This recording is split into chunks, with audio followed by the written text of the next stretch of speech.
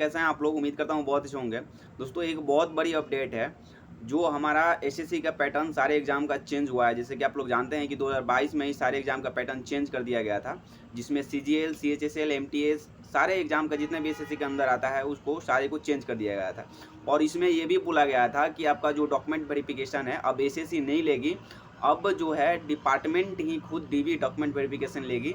मतलब जो डिपार्टमेंट जिस कैंडिडेट को अलॉट होगा, वो डिपार्टमेंट, वो यूजर डिपार्टमेंट आपका डॉक्यूमेंट वेरिफिकेशन लेगी।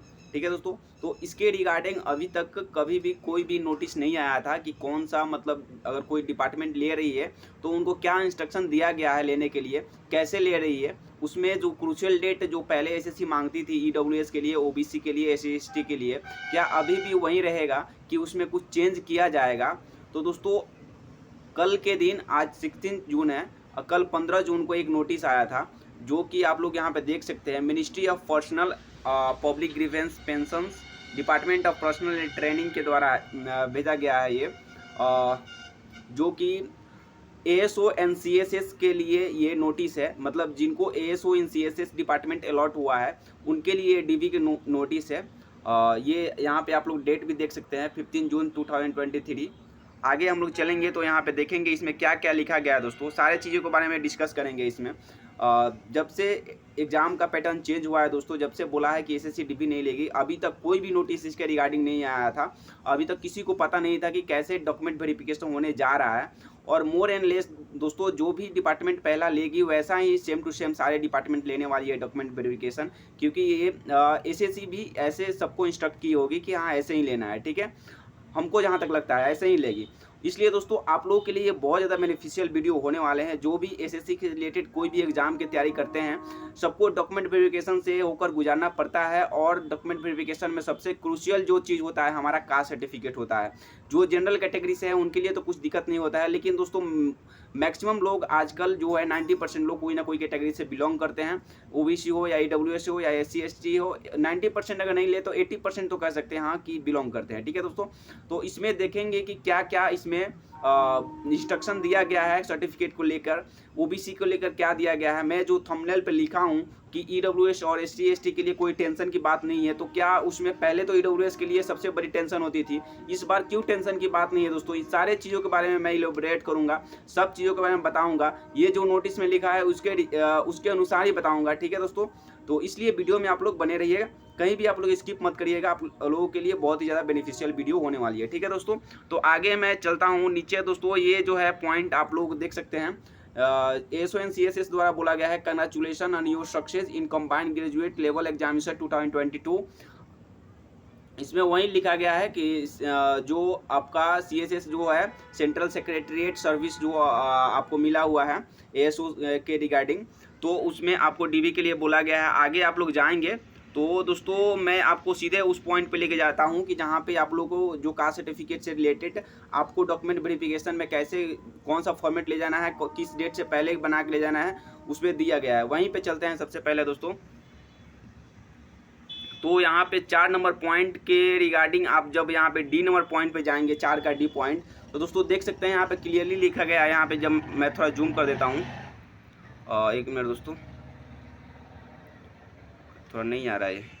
हाँ हाँ, अब हो गया दोस्तों। तो यहाँ पे देख सकते हैं दोस्तों क्लियरली लिखा गया है, community certificate OBC SC ST EWS should be in the format prescribed in the notice issued by competent authority। ठीक है दोस्तों, यहाँ पे लिखा गया है कि आपका जो फॉर्मेट है, प्रिस्क्राइब फॉर्मेट है, वो उसी फॉर्मेट में होना चाहिए। हमेशा एसएससी लिखता है, लेकिन मैं भी एमटीएस का डीवी दिया हूँ, पहले सीएचएसएल का भी डीवी दिया हूँ। लेकिन दोस्तों आपका अगर कोई भी आपका जो सेंट्रल रीजन का, मतलब सेंट्रल के लिए अगर आपका सर्टिफिकेट, कास्ट सर्टिफिकेट बना हुआ है, अपने स्टेट से भी बनवाए हैं, तो उसमें कोई दिक्कत नहीं होने वाला है। बस आपका सेंट्रल गवर्नमेंट के लिए वो सर्टिफिकेट होना चाहिए, उस फॉर्मेट में होना चाहिए, इसमें कोई दिक्कत नहीं होता है। हो सकता है डिपार्टमेंट इस बार डीवी ले, तो हो सकता है वो कुछ निर्देश दे, लेकिन हमको जहाँ तक लगता है इसमें कोई दिक्कत नहीं होगा, चाहे आप एसएससी के फॉर्मेट में बनवाए हैं या एसएससी के फॉर्मेट में नहीं बनवाए, क्योंकि मेरा दो डॉक्यूमेंट वेरिफिकेशन का एक्सपीरियंस है। ठीक है दोस्तों, ये तो कुछ नहीं था दोस्तों। आगे मैं जो बता रहा हूँ उसको ध्यान से सुनिएगा। क्या है, EWS certificate should be based on the income of financial year 2022 to 23। मतलब दोस्तों आपका जो फाइनेंशियल ईयर होना चाहिए ईडब्ल्यूएस का 2022 से 23 होना चाहिए। इसका मतलब ये हुआ, आपको पता होगा कि दोस्तों फाइनेंशियल ईयर हर साल का 1 अप्रैल को स्टार्ट हो जाता है और अगले साल के 31 मार्च तक चलता है, ठीक है, ये फाइनेंशियल ईयर होता है। तो जैसे कि मेरा 2023 में 1 अप्रैल स्टार्ट हुआ और 2024 का 31 मार्च तक ये फाइनेंशियल ईयर हमारा 2023 से 24 होगा, ठीक है। इसमें लिखा गया है फाइनेंशियल ईयर आपका 2022 से 23 होना चाहिए, मतलब 1 अप्रैल 2022 से 31 मार्च 2023 तक आपका फाइनेंशियल ईयर होना चाहिए। लेकिन दोस्तों ये इंपॉर्टेंट आपके लिए नहीं है, इंपॉर्टेंट है आपका ये and the valid year for the year of 2022 23 से 24, मतलब आपका जो वैलिड ईयर होना चाहिए दोस्तों 2023 से 24 होना चाहिए। पहले जब मैं हम लोगों का सीजीएल 2022 का नोटिफिकेशन आया था, ये अक्टूबर में आया था और इसका लास्ट डेट तो ये जो था 8 अक्टूबर 2022 के लास्ट डेट था अप्लाई करने का। तो वहाँ पे माना जा रहा था कि जो हमारा वैलिड ईयर होगा ईडब्ल्यूएस सर्टिफिकेट के लिए हमारा 2022 से 23 होगा और फाइनेंशियल ईयर जो होगा दोस्तों 2021 से 22 होगा, ठीक है दोस्तों। लेकिन इसमें दोस्तों ये लिख दिया गया है क्लियरली कि आपका जो वैलिड ईयर होगा 2023 से 24 होगा और फाइनेंशियल ईयर 2022 से 23 होगा, मतलब एक ईयर का 1 ईयर का रिलैक्सेशन दिया गया है। मतलब जब आपका डीवी हो रहा है वहाँ से आपको देखा जा रहा है, ना कि आपका जब आपका लास्ट डेट था वहाँ से देखा जा रहा है, ठीक है। तो ईडब्ल्यूएस के लिए कोई घबराने की बात नहीं है, अभी से भी आप अगर जाके बनवाते हैं तो आपका चल जाएगा सीजीएल 2022 के लिए डॉक्यूमेंट वेरिफिकेशन के लिए ईडब्ल्यूएस सर्टिफिकेट, ठीक है दोस्तों। ये क्लियर हो गया। एससी एसटी के लिए मैं बता दूं दोस्तों, उसमें कोई भी आपका क्रूशियल डेट नहीं होता है। आप एक बार एससी एसटी सर्टिफिकेट बनवा लेते हैं वो हमेशा के लिए चलता है, ठीक है दोस्तों।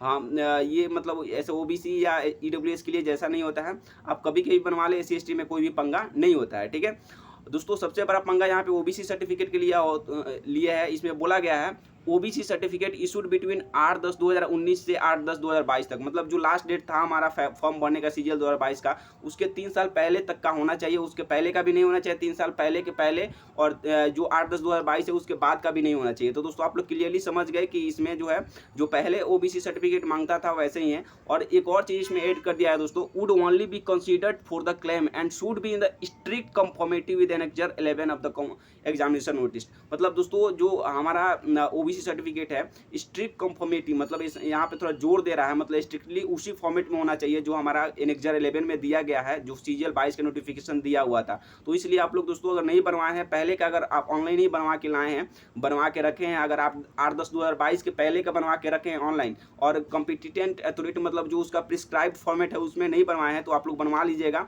वो भी चल जाता है। उसमें केवल जो आप साइन करते हैं उसका डेट लिखता है, लेकिन ऑनलाइन जो साइन किया होता है उसी का डेट उस पर लिखा होता है प्रिस्क्राइब्ड फॉर्मेट पे, ठीक है। तो उसमें कोई घबराने वाली बात नहीं है। मैं भी नहीं बनवाया हूँ, केवल ऑनलाइन बनवा के रखा हूँ। तो दोस्तों मैं प्रिस्क्राइब्ड फॉर्मेट में बनवा लूँगा, उसको उसमें कोई दिक्कत नहीं है। सीओ से केवल साइन करवाया था, एसडीओ से साइन करवाना बाकी है या डीएम से, ठीक है दोस्तों। तो यही अपडेट देना था, ये बहुत बड़ी अपडेट है। आप लोग अगर नहीं जानते हैं इसके बारे में अपने दोस्तों को भी बताइएगा, शेयर करिएगा। और दोस्तों सबसे बड़ी बात, मैं कोई भी एसएससी से रिलेटेड क्वायरी अगर आपके पास है तो टेलीग्राम ग्रुप ज्वाइन कर लीजिए। मेरा चैनल नहीं है, क्वायरी मतलब ग्रुप है, वहाँ पे कोई भी कैंडिडेट्स, बहुत सारे कैंडिडेट्स जुड़े हुए हैं, वो आपका रिप्लाई दे देंगे। और चैनल से नहीं जुड़े हैं यूट्यूब चैनल से तो प्लीज़ जुड़ जाइए दोस्तों। आप लोगों के लिए हमेशा मैं अपडेट लाता रहता हूँ, जो भी आप लोग इंपॉर्टेंट है आपको अपडेट देता रहा हूँ, ठीक है दोस्तों। Thank you for watching, bye and be concentrate to your goal.